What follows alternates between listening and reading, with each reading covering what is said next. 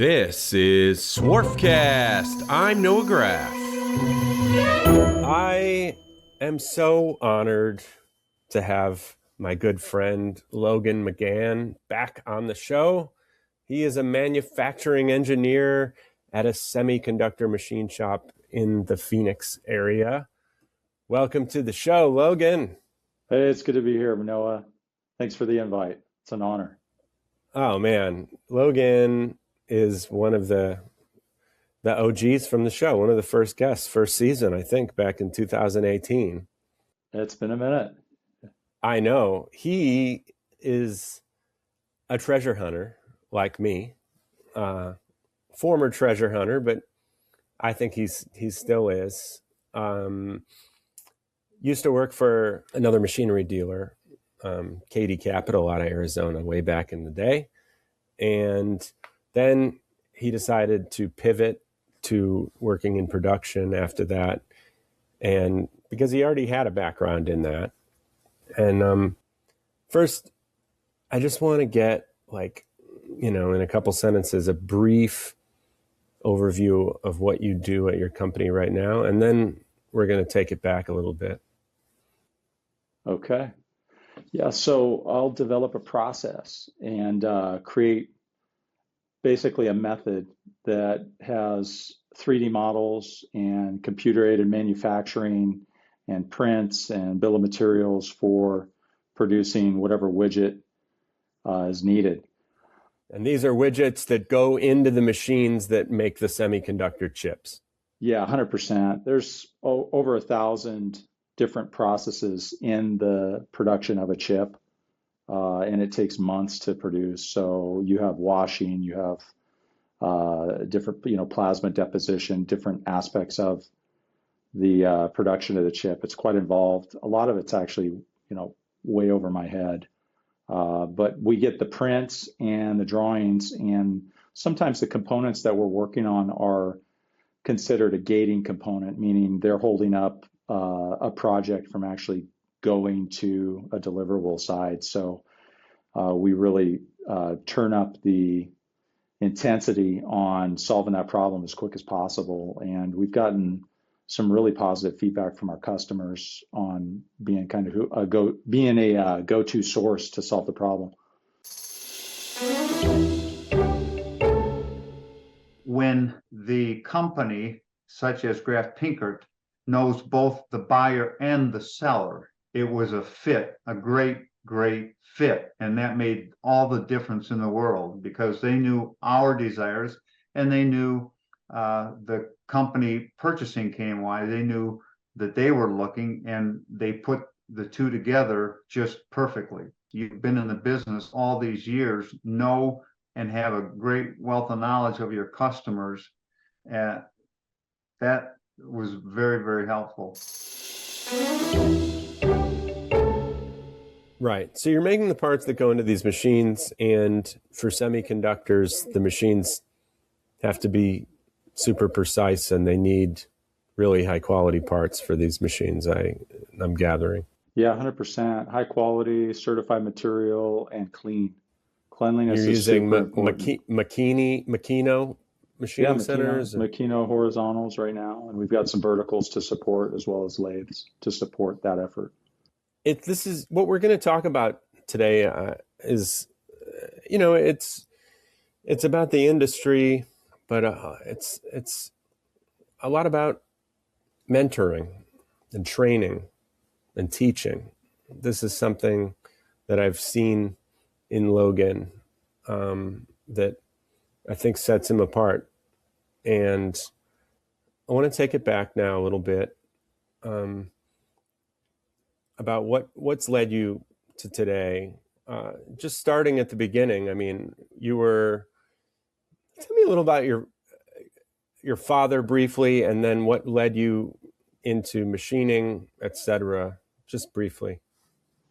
Yeah, sure. So my father was a tool and die maker. He really could make anything and fix anything. So I grew up from a very young age seeing him working on a lathe, an engine lathe in the garage or a Bridgeport mill. And people would come to him and say, hey, can you make this or can you fix this? Whether it was for Motorola or Intel.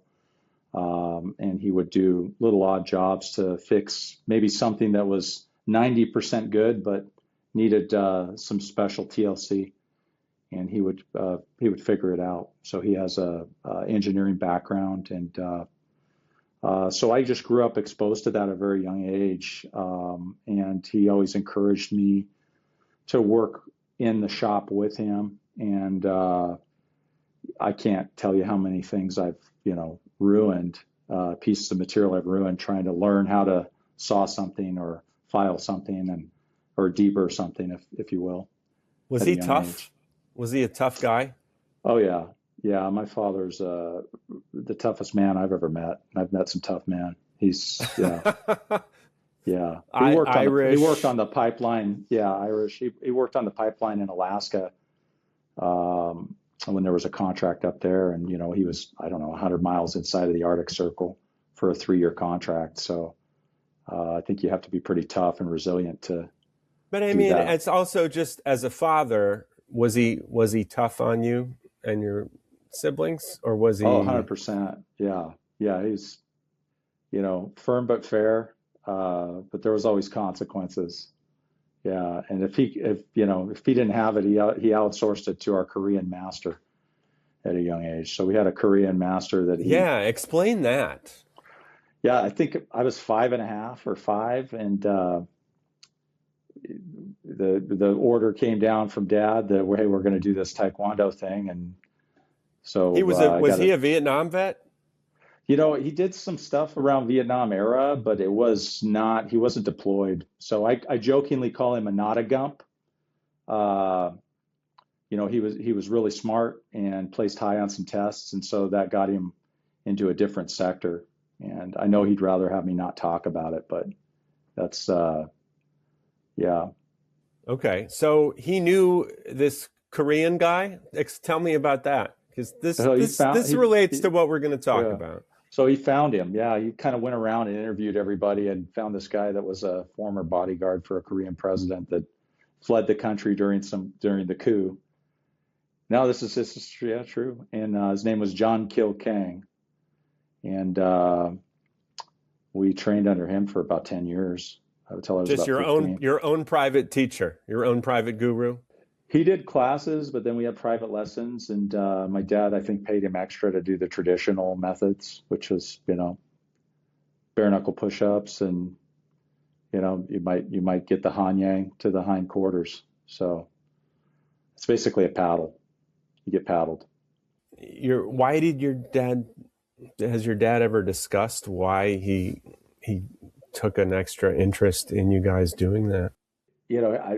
We've never talked about it. I really haven't unpacked it, but I have to assume that, and I hate that word, I think that there was a lot of Chuck Norris films at the time, and Bruce Lee was real popular. So it's like, hey, this is probably that was a kind of a craze fad at that time period, right? The late 70s, early 80s for martial arts. And a lot of the West is really interested in that. It's a very interesting thing, very old.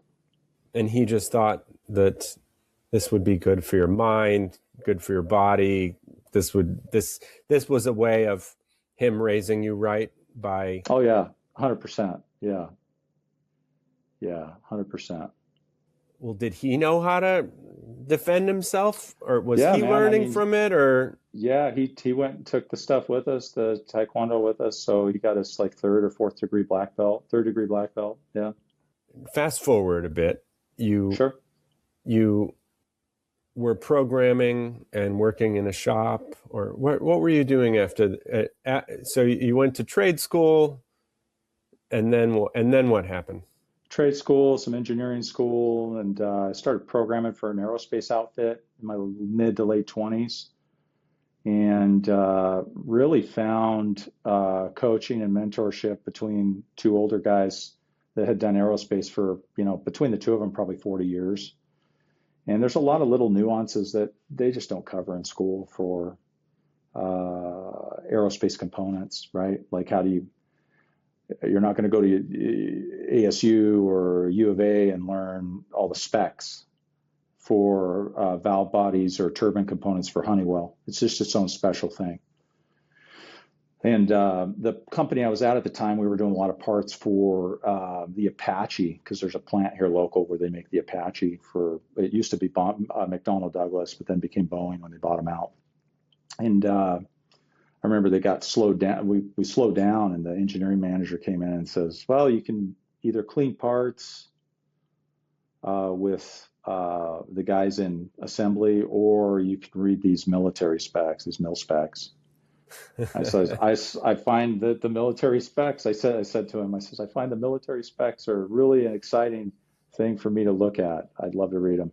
And so I read all these mil specs for 3 or 4 times over. I really did. And that's paid off in dividends, because it's not always that I know the answer, but I remember seeing a spec about something, I can go find it if I need to know what the application specifics are for whatever we're working on for an assembly, or a tolerance stack up for a print that we're rolling out to the floor. It sounds like you're both self-taught and you've had some amazing mentors. I'd say honestly the mentor thing first. When you're younger, you don't appreciate the impact that people have on your life until they're gone, right? Like one of my favorite guys in aerospace, he died at 63. He was a mentor of mine, died at 63 of pancreatic cancer. And some of the things he told me, I still think about at least once a week. I really do. Just profound things. Like one of them specifically that is the last thing he told me before he died. His name was Alexander Hamilton Curtis. And he said, hey, kiddo, how you doing? I said, good. I went to see him at the shop. And he says, we chatted for a while, and he says, just do me a favor. I said, yeah, what's that? He says, don't ever become a legend in your own mind. And at the time, I was like, okay, I promise. And then I thought about it. I was like, that is really good advice. That is really good advice. Don't ever think you're there. To stay humble. Yeah. There's always something to learn. Always something to grow. Always something to change. Always something to improve. But at the same time, be confident, because you're a confident guy, I find. Yeah, that's nice of you to say. I think that as we get miles and experience and become more seasoned and have some successes or have climbed some mountains, so to speak, then that does add to our character. And how old are you? You're like slightly younger than me. I'm 45. You're 45. Okay, I'm 46. But yeah. But you have 5 kids, and I look at people that have 5 kids, and I go, man, he's like light years older than me. I'm doing the fingers. It's actually 6. 6 kids. Yeah. 4 daughters, 4 amazing daughters that humble me every day, and 2 sons. Wow. Okay. They're neat. So the sons are neat, but the daughters are clever. Oh my goodness. Interesting. Lot to unpack there, but as far as your journey again, so you were a programmer, and then you got in an accident, or are we skipping some important stuff? No, so I was a 5-axis programmer, and that's a good point to highlight. I was a 5-axis programmer in a prototype cell for Coors Tech Medical, and I got in a pretty bad car accident.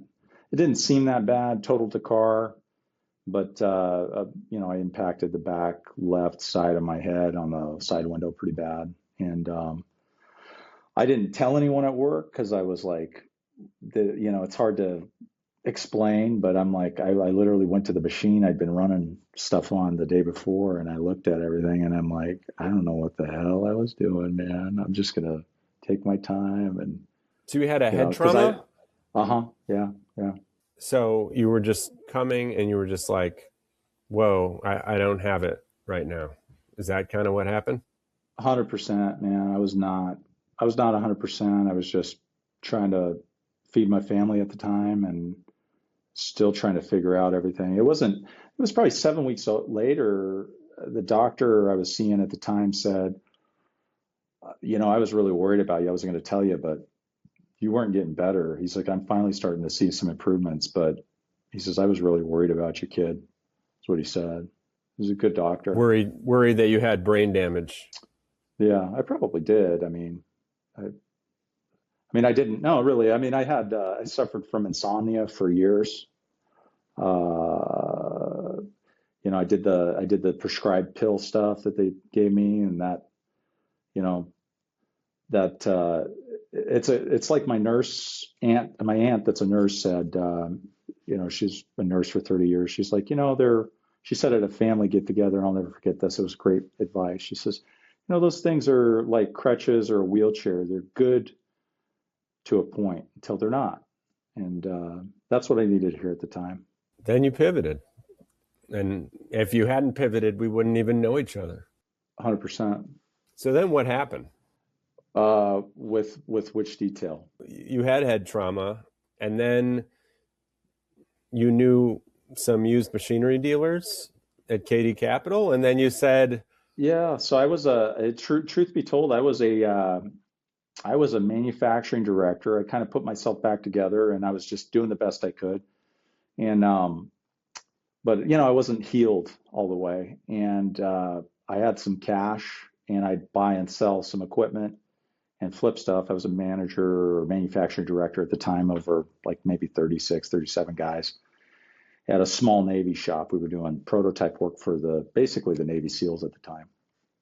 They call it small Navy because it's got a great budget. They got unlimited funds to take care of stuff. So this would have been like over 10 years ago. So, I don't mind talking about it. At the time, I didn't talk about it, but since I'm in a different sector now, I don't really, I'm not really worried about it. But I was buying and selling equipment, and I remember I had developed a relationship with the owner of KD Capital, who, hands down, on the record, fantastic man, firm, fair, honorable, good man, great family, great wife, just nothing but the highest esteem and respect for them. But I had bought a lot of machines on an auction back east. And I want to say that at the time, the Haas lathes, I got them at an average of like $9,000 or $10,000. And I thought, man, I'm going to call the owner there and see if he's interested in splitting these with me. And so I just called the owner at KD Capital. Yeah. He takes the call and he says, "You'll never believe it, Logan." He's like, I'm going to be candid. He's like, some a-hole bought all those machines at this auction. I missed them because I was in a meeting. And he got them for $7,000 or $8,000. I said, "Oh, you'll never believe it, my friend." I says, "I'm that a-hole. Would you like to split them with me?" And so he laughed, and that was the beginning of us doing business together. And later, at some point in time, he called me and said, "Hey, I don't know if it's a fit, but you keep coming to mind. Would you like to join my team?" And I says, "It's perfect for me," because I needed a rest, man. I had been programming and doing it's Why a didn't lot. you just go off on your own? Because you already were doing it on your own. I knew the presence and experience that they had to offer was going to help grow me. The brand, so that's honestly, too. Yeah, and the salesmanship. The lead sales guys taught me so much, and I found them to be really incredible humans. Very, very helpful. It was opposite what I thought it would be. I just didn't know what to expect because, you think sales, you think some car salesman or something like that. But it was an incredible period of time for me for developing a different side of my professional moxie, if you will, right? I mean, it's a totally different thing. I mean, you're not the only person I know who's gone from one side to the other and back and forth. But different part of the brain, different problems to solve. It is different. Yes. Part of it is what you're told during your life. I mean, but I would not call myself the most technical person. And part of it is, working with your dad, working with my dad, who definitely does not consider him the most technical. But of course, if you're around it enough, you understand various things about, okay, this is a part and this kind of machine would do this. And, but it's interesting the way you, I mean, I don't know. I honestly, I don't know how well you did as a machinery dealer. I assume you did pretty well though, if you I were had some taking care, phenomenal years. Yeah, I if had you some were taking phenomenal care of a years. family of 5 or 6. Yeah, I had some phenomenal years and it was a great experience. But sales was an interesting thing because I hired a sales coach on my own dime. And it's similar to like I don't know why I'm thinking of the name right now. Dale Carnegie. Similar to that. hmm And he gave me an assignment. You hired your own private sales coach. Yeah, yeah, I paid him $6,000. It was just what it was. And he came he came highly recommended from this guy I went to lunch that sold insurance policies for a fleet of Learjets. He's like, you need to meet with this guy if you're going to get sales. I said, really? Okay. And then 2 weeks later, I'm at lunch with somebody else, and they said the same thing, but they were in different high-end sales, executive type sales.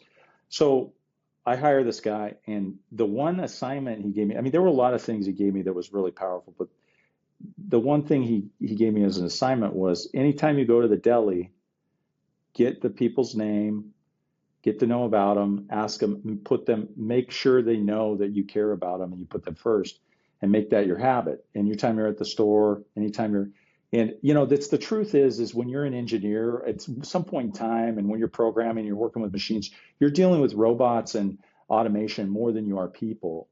So it kind of takes the humanity out of your office. I don't want to say office politics, but your finesse with people and actually remember they're the most important part in any company, right? Like we had a consultant come in the small Navy shop and that I mentioned, and they came in and we talked, and they made the point they were a quality consultant, and the head quality consultant after a tour in the facility said, I could tell your people are happy, and that's really important.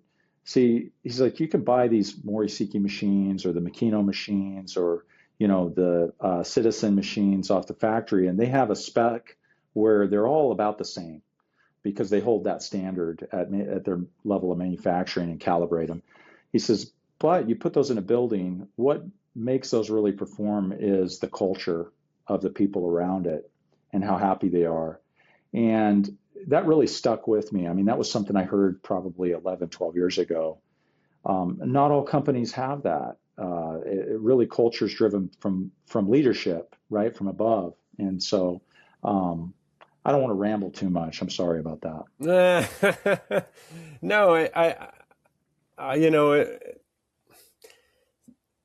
it's interesting. Sometimes I feel like it's all about just having the right thing that somebody wants. But it is so much about, does somebody want to deal with you, or does somebody want to tell you something about what they have or open up to you? I do know of machinery dealers that, the reputation is, well, I don't love dealing with him, but he always finds good stuff. But if you can have both, then you're really talking. Yeah, I mean, I just find it awesome that you were able to switch your brain. You, at the time, felt like your brain was better able to handle sales. I needed a break. Yeah, I was burnt out. So it was more that you needed a break, because I feel like the last time you said, well, I couldn't do the thinking that it would take for the programming. So this was. So here's the interesting thing, right? Like my sweet treasure of a wife we've been together 21 years. She said something profound. She's like, the number one thing you need to do when you have a head trauma to heal is rest everything, rest it. And the reality is I didn't get a chance to rest it. I just kept pushing and kept getting promoted and higher tasks and more load and more projects. At some point in time, I was running 15 to 17 projects a month. And that's a lot of programs. It's a lot of code. That's a lot of everything. And so, See, I would think it would be the opposite, that like you need to like keep your brain going. If you rest it too much, then it'll atrophy. I mean, I suppose that's just a good balance. Like you do need a rest, but then you need to use it. yeah, 100%. Yeah. Yeah. So, I mean, I had a opportunity to get off the ropes and get back swinging in programming. It was actually from a former customer that gave me a But call. And you did the switch. Was it several factors? Was it like you wanted yes. to you wanted to get back to that? You needed to feel refreshed with it, and then also you just saw it as maybe this is a better place to be right now than the used machinery business. I would say all of that, right? And there's definitely something to that. So I had a high level contact in one of the top laser manufacturers, and I called him, I don't know, 6 months before COVID, I'd say, if I had to put a timestamp on it.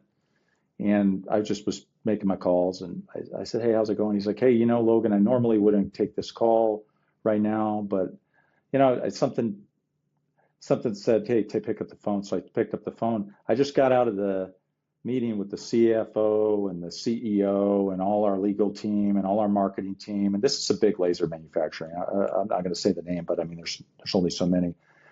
And he was head of sales, national sales. He's an amazing guy that I met at one of the tool shows, really the big tool show at Chicago. And IMTS. 100%. Yeah, IMTS, which is an amazing experience. But he says, basically, we're looking at the 7 mental index, and everything's going to turn down for the next, I don't know, so many years. I can't remember the specific year. I think he said 3 years or something like that. And he says, it's almost like the fundamentals look like they're just stacked against us. So we're kind of tightening our belt and leaning up.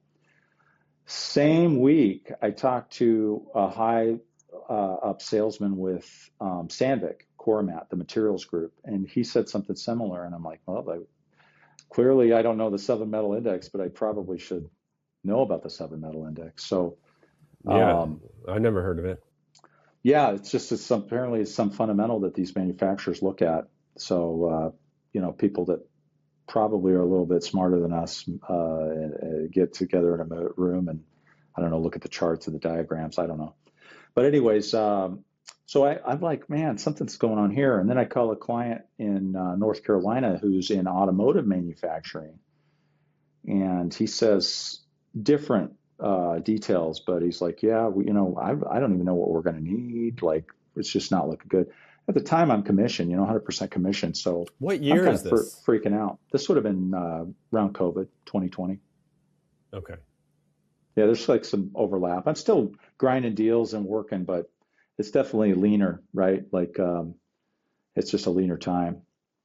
So, 100% commission, babies are at home. I'm like a little stressed out, and being candid, I'm a man of faith, so I believe that God's in the details of in our lives, and sometimes we just have a hard time seeing it. But one of my clients, I'm on the way home after I'm reflecting on all this stuff for a few weeks. I'm on the way home, and one of my clients called, and I had sold him a couple 5-axis mills over the course of 3 or 4 months. He calls up and says, "Hey, can you get in here right away?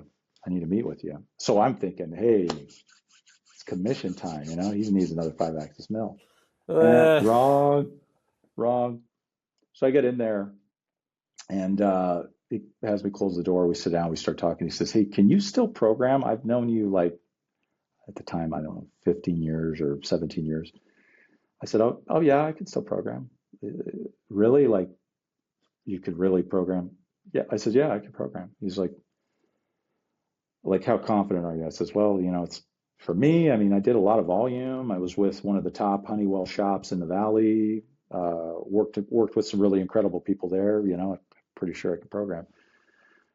Okay. Can you use this particular CAM software? I'm like, I've never used it, never heard anything good about it, but He's like, well, that's what we have. So I quoted what I said to the guy about the mil spec. I says, well, I find that this cam systems, surf cam is what they had. I find that surf cam is probably something I really will look forward to learning, and I would love to help solve your problems. What do you have for me? And he says, well, let's talk numbers. Gives me an offer. He's like, when can you start? I said, I don't know, 2 weeks. He was shocked. He's like, can you start in, I don't know, 7 days, 8 days? I need you right away. I got a contract that is high level, and I have to keep it stable because I've got some shakeup internally. That's all he says. I says, yeah, deal. So we shake, and I go home and I tell the missus, I says, hey, I got this gig teed up, and I'm honestly being candid. No, I was kind of scared. I'm like, man, I haven't programmed in like 5, 6 years. And to compound it, now I got to learn this software. But something in you said to tell him that you could. You had a nudge. Oh yeah, it was the motivation to take care of my babies. 100%, man. I wanted to take care of my babies. So I'm a big family first guy. So it was a humbling experience, man. I had to digest and learn this software in a very short amount of time. I'd say about 3 weeks, and make programs live on the 5-axis. Sounds like it And was easy for you. it was, but it was not. It was not. Yeah, I was up till midnight, up till 1 a.m, working the problems at home. And then you felt rusty? Well, it's so just like an iPhone and an Android, right? Like different cam manufacturers, like Mastercam, Surfcam, the different ones that are out there. The software will execute the same outcome. The buttons and switches are in different positions, and there's a lot of them. There's a lot. Was it that you hadn't programmed in a long time, or was it that it was something you hadn't used before? It was the software, yeah. It wasn't the G&M code I had still memorized, but it was the software interface that I wasn't familiar with, yeah. You were telling me when we first were talking about doing this interview, you mentioned that you had a quote unquote disciple. Oh yeah, yeah. What? So one of the things that I want to talk about in this is one of the things I want to talk about in this interview. As I said, we're teaching and training and mentoring. This seems like something that you're paying forward. It's kind of like, I don't know. I mentioned it to you before. Have you ever been in line at like a Dunkin' Donuts, and the person buys the coffee for the person behind them? And I think it's only happened to me maybe once, but it's an amazing thing. So I don't know, how long ago was this that you got your disciple? It sounds so biblical. I love that. Yeah. So we went on I'm part of a rappelling team. Like I haven't been out with them in a while because I'm getting older and I don't want to die. But there's 3 other guys that will go do a pretty treacherous canyon, doing canyoneering, and we'll do the rappelling. And because I'm a pretty active guy, and I've just done rappelling for many years. And I wouldn't say that I'm not the best ropes guy, but some of my friends are really incredible with ropes, knots, rigging, everything to get you safe and get you down a mountain. And you really say there's a life on the line. So I trust these guys with my life. I really do. And when you go out in the field and do a canyon, it's a different kind of sweat. It brings it pretty real. And I went and I want to say it was 2023. Yeah. We did a 150-foot cliff into this canyon. And this fella came along that's a doctor. He's a physical therapist. And he's a heck of a hiker and, really can move. And we ended up being a little bit ahead of everybody. And he was talking about how, boy, I'd really like to learn how to defend myself and self-defense and this, that, and the other and some other stuff. And I was like, well, I can show you some stuff, man. He's like, he looked at me like skeptical. He's like, yeah. I was like, yeah, I could show you a few things. He's like, well, like what? I'm like, I don't know. What do you want to learn? He's like, well, I want to learn some boxing. I was like, I could show some boxing. like, I want to learn some kickboxing. It's like, I could show you some kickboxing. It's like, well, I'd like to learn some knife defense. I said, I could show you some of that. So he's like skeptical again. He thinks I'm pulling his leg. And so I tell him a little bit of my background, and he's like, okay, yeah, I'd like to learn. I said, okay, on one condition. He's like, yeah, what's that? I said, you got to meet me in a park at these crossroads at 4 a.m. on Friday.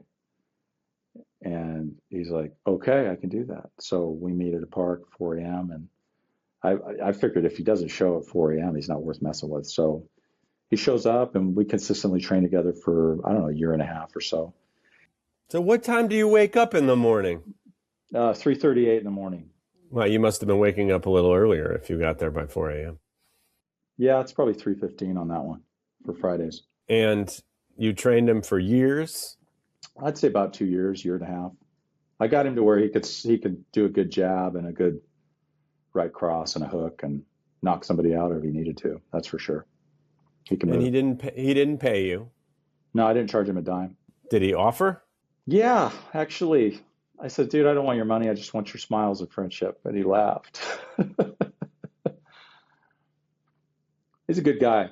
He really is. But, the world's full of good people. It's just, sometimes it's hard to find them. I remember one of the things I found so fascinating is that you train mean dogs. Tell me about that. Yeah, I mean, I've had some mean dogs. So, yeah, I've got Belgian Malinois. I have 3 to 4 at any given time. And, we'll have some puppies a couple times a year. So I get to pick like the best ones out of the litter. And I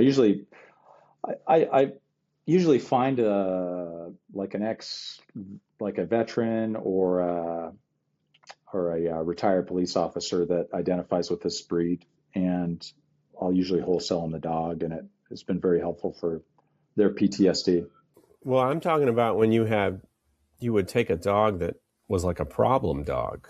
Yeah, I've got a few of those. Yeah, a few of those, man. I had somebody call me up, say, hey, we've heard that you work with the Malinois. I said, yeah, sure. We have this dog. Our family member committed suicide, and they found the dog in the apartment, and we don't know what to do. And we got your number. I don't remember how they got my number, but somebody gave me my number, and I was like, well, I'd love to meet the dog. So I meet up with the dog, and that particular dog it came with a collar that said Rambo, right? That was his name, Rambo. And Rambo was a big dog. He was about 75 pounds. And I took him out in the field to work him, and he charged me and tried to bite my face maybe 16, 17 times. And I just worked with him till he didn't. You think this is just a part of you? You want to give, you want to train.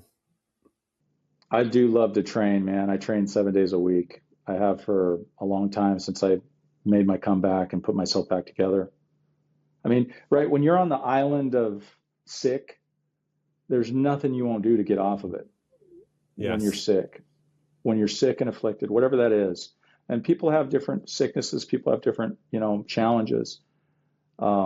And those build character, right? My favorite quote from Winston Churchill is, if you're going through hell, keep on going. Such a powerful quote. How do you have time to do all these cool things when you have 6 kids? I have an angel wife, man, and she is an anchor and incredible. And she's really, been supportive as I've had to modify my schedule to, I mean, being candid, Noah, there were times when I'd come home from work when I started programming again, and I just, 4 o'clock, 5 o'clock, I'd have to just go to sleep. I was wiped out. And she'd lift, and she'd take care of the home. So, you can turn against each other, or you can you can turn away from each other in a relationship, in a marriage, or you can turn towards each other and start solving problems. And there's power in that, man. How is being a parent of teenagers shaped the way you deal with teaching? That's a great question. So, I call our teenagers like we got a 6-year-old teenager, and we got an 8-year-old teenager that's graduating tomorrow. She's got a graduation ceremony, and we got a 3-year-old teenage boy. It's like a new phase, right? So whatever they were when they were little, like where you can kind of have great influence and control over where they go and what they do and their inputs and whatnot. It's out. Once they hit junior high, it's out the window. And then high pressure, right? Like doesn't really work. Like everybody thinks they're gonna build a sandbox around their kid and keep them contained, but that's just not how life is. So I believe we're here for gaining experiences, and the only way we can do that is really through failure and adversity and trial. And that's not always pretty. And the world has gotten it's really challenging, man. My teenage girls, I feel for them, man. It's not an easy time to navigate. Oh man, with social media and 100%, man. Yeah, social media, social bullying, cyberbullying, all these different things, like just relentless stuff. So what are the ages? my oldest is 20. She just got engaged, which that's exciting. She's getting married to a nice young man in about a year, May. And then we have an 18-year-old daughter, we have a 16-year-old daughter, a 13-year-old son, 11-year-old daughter, and an 8-year-old son. This is pretty good spread. The little guy keeps me young. Mm-hmm. Yeah, well, as a father of a 4-year-old, yeah, I feel you. But it's kind of interesting when you have more than one. I could see that you can kind of like test one thing on one. I mean, I know one thing that works on one isn't going to work on the other one, but 100% right, man. Everybody's got their own free will, and my 16-year-old, I keep telling her, you should become a lawyer. You're such a good arguer. She's so good at arguing. Like, you should really go to law school. She'd be perfect for it. And now today, Yeah. you at your new company, you're doing a lot of training there too. Yeah, we had some guys that they'd machine their parts, but they didn't want to necessarily deburr their parts, and I asked them nicely to deburr their parts, and one of them quit specifically. So some of the older machinists can be set in their ways, and that's fine. But I was really having a hard time finding qualified people, and I talked with my director, and we determined the best course of action was to try and grow from within. And I reached out to some local trade schools, and we got 2 excellent candidates in here that have chosen this vocation, that are paying their own way, that are taking tests and being responsible and accountable for their own education. And we've had them here for 5, 6, 7 weeks, and they've been a huge. Just 5, 6, 7 weeks. Yeah, it's a big shakeup, man. Yeah. I mean, I was in here at 4 a.m. running machines and working with my number one on making a deadline, because we had a really aggressive deadline that we were running against 2 other competing shops, and we ended up winning that contract. But it's a sacrifice up front, right? We got to put in the time and make it happen.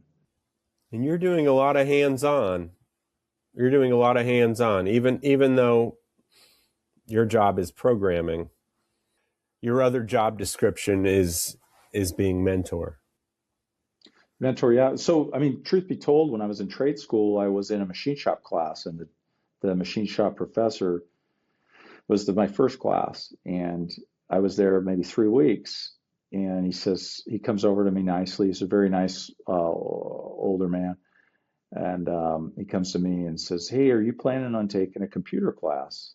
And I says, "No, I hate the computer," because I was a welder at the time. I was like, "I hate the computer."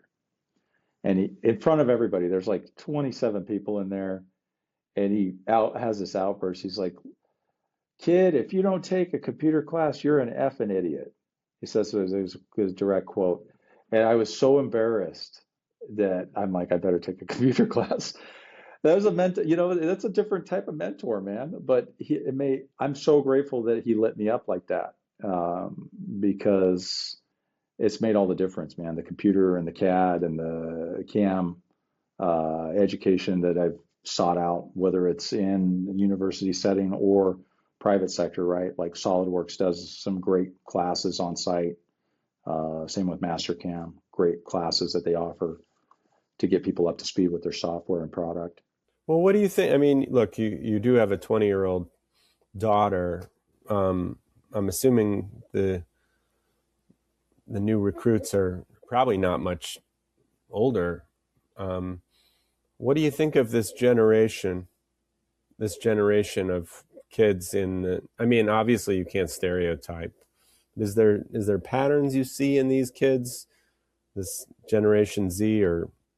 Yeah, I think that honestly, people like to focus on the negative. When I was with the Course Tech group, they had a strengths exercise where they found each other's strengths in a cell or in a group, and that was kind of a game changer for me. So I always, whenever I feel myself leaning towards some kind of a predisposed mindset on something, I always think, what's the strengths here? I think the strengths of the newer generation is their ability to research and find information. I mean, they're super tech savvy. They were born with these nodes that have more information in them than the Library of Congress. So that's a huge positive. Um, we have our younger gal here, and she's amazing at spreadsheets, amazing at presentations, video content, things like that we need. There's just a lot of real powerful strengths. Now, some of the old school rules and stuff, they're sometimes the foolish traditions of our fathers are best left behind us as we evolve and face the future together, right? Our company mantra here is collaborate with precision. I really like that. And I really like collaborating with the different departments to solve a problem, because ultimately the customer's always right and the customer comes first. And by doing that, there's plenty to share. There's no shortage of money to be made in this world. Do you think that they're, look, I don't know about these individuals, but do you think the newer generations they're less tough? They've been coddled. Yeah, I mean, it depends on what you're trying to go for, right? Like, not everybody's meant to be the quarterback on a football team that can run bleachers and doesn't throw up blood when he's doing, I don't know, 100 million burpees, right? We got this quarterback kid that's a really amazing young man, very humble, that's dating our second daughter, and good kid. But not everybody's meant to be that way, right? Like, that's okay. Perfect example. I got a text today from some fella that he's closing down his manufacturing facility, and he mentioned that there's a man that has a family that has some, capacitance challenges, and he says, "Hey, is there room in your company?" I says, if there's not right now, I can reach out to some friends and we can see, because he wants to migrate into the machine shop. He's running a little CNC router right now. I says, I'm sure there's a spot. There's always a spot for someone in a factory, because there's a lot of different jobs that need to be done. It's kind of like a ranch. I mean, the work's never done, right? What do you think of AI? How is that working for you guys? Well, I made a really great selfie with me and a rocket launcher that was kind of cool. I'll have to send you. I jokingly sent it to one of my machine shop friends. I said, "Hey, check this out, Dr. Rockets," and I sent it to him. But, I think it's a great way to make creative content. I did an exploration for potentially launching and integrating an NC CAM solution. I'm not going to say the name, but there's not many solutions out there. So um, they did a great sales pitch. They had a fantastic sales staff, and they're obviously presenting it as the best thing since sliced bread. But the reality is it can only yield a 70 or 80% complete program. I can't ship a 70 or 80% complete part to a client. It has to be 100%. It has to be like a fingerprint. Every single one needs to match. Every single one needs to be to spec. Until they close that gap, I really don't see the value yet. And so you can't go and fill in that last 20% yourself, or the Well, person. the thing I saw is puts a bunch of noise in a stack, right? So instead of me having maybe 38 tool paths that are custom specific with some clamp changes and some machine stops, they've got, 280, and I got to sort through them and they're not named. So I name my tool paths as I'm generating my stack in my toolpath manager. And that way also too, if my rope snaps when I'm in a canyon and I don't come into work on Monday, it's a courteous thing it's full of courtesy, right? So somebody can pick up my file and figure out what's going on. Well, before we wrap this up, and you've already given me some great serendipity examples, but it wouldn't be a complete podcast for me if I didn't ask something. What's another thing, an important thing in your life that sticks out where serendipity played a big part? I mean, you've told me about your car accident, your I don't know, various things with mentors, etc. What is something that sticks out where, damn, this lucky break happened and I saw the luck in it? Yeah, that's a great question, and there's a lot in that. I think quite simply, there was a man I knew that was a door gunner in Vietnam. I've known some amazing guys that have served for our country, but this one, there's been some interesting guys that share stories, war stories with me, but this one said something profound. He's no longer on, with us. He's passed a while back, but he said, "You know what I learned, Logan, in Indochina, in Vietnam, as a door gunner, as a 19-year-old boy, all those years ago?" I says, "I don't know. What'd you learn?" And he says, "Well, we would pick up wounded soldiers and I'd hold them in my arms as they bled out." And this is kind of moving for me because the emotion he communicated, as they bled out in my arms, crying for their mama. And I learned that everyone counts and everyone matters. And I think that company culture and company leadership needs to remember that everyone counts and everyone matters and everyone makes a difference. And finding common ground is like adding fractions. Until we find the common denominator, we can't truly see one another and be on the same page.